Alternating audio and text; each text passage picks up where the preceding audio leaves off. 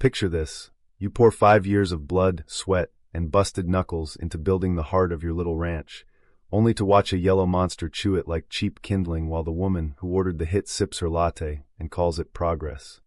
Yeah, that was my Tuesday. And the best part? By Saturday, she was the one knee-deep in the mess she made, literally. I'm Ethan Caldwell. 8 years ago, I bought 20 acres of rocky foothill land outside Auburn, California, the kind nobody wanted because it was too steep for McMansions and too real for Instagram. I cleared it myself, hammered every nail into that big red barn with my own hands, weather-tight, hayloft and all. It housed my 20 head of cattle and the horses I bored for extra cash. Honest work under honest skies. Then Cedar Crest Estates sprouted next door like a bad rash. 200 glass and stone modern farmhouses, priced at $2 million a pop, all owned by tech bros and retired executives who wanted country living without the country.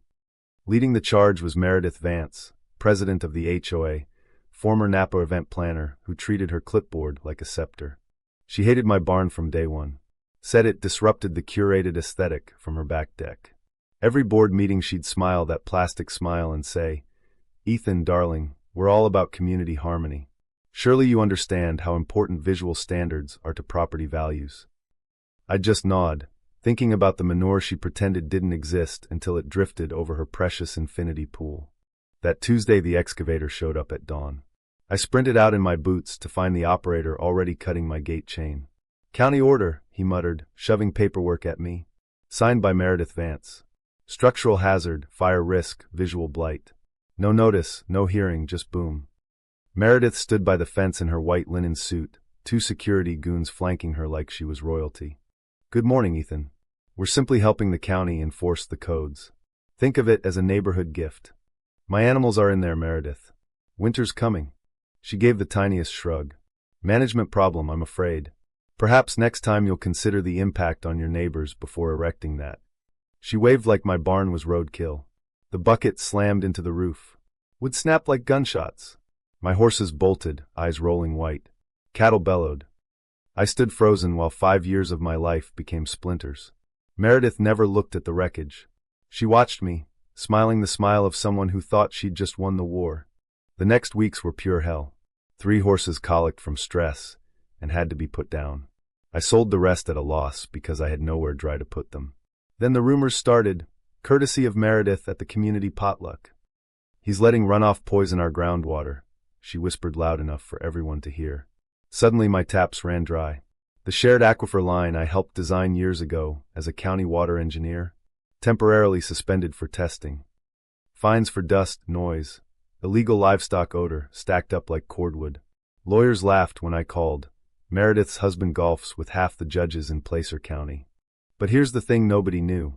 I still held my Level 4 water operator certification. And I knew every valve in the system that fed her fake Caribbean Blue Lake. That lake wasn't natural. It was pumped, treated, and illegally oversized. Saturday was her daughter's lakeside wedding. 300 guests, string quartet, the works. From my ridge I could see the white tents gleaming like a wedding cake on a garbage dump. At 2:28 p.m., I walked the county easement behind the oaks, badge and clipboard in hand. Boone, my plumber buddy dressed as a maintenance tech, gave me a nod. The valve wheel was right where I remembered, big as a tractor tire. I cranked it open. A low rumble answered, then a deep gurgle. By 2:50 the bride was saying, "I do," while the lake behind her started spinning like a giant toilet. Meredith's maintenance crew panicked, firing up every pump they had, sucking the last water straight into the vortex. Poetic. At 3:15 the whirlpool roared. Water dropped 6 feet in minutes. The pristine blue turned to black sludge. Tires, shopping carts, construction trash rose like zombies. The smell hit like a slap, rotting algae and years of neglect. Bridesmaids in silk slipped and fell. The mother of the groom started dry heaving into her clutch. Meredith's gold dress dragged through the muck as she screamed at her crew. When she spotted me strolling down the path in my Stetson, she lost it.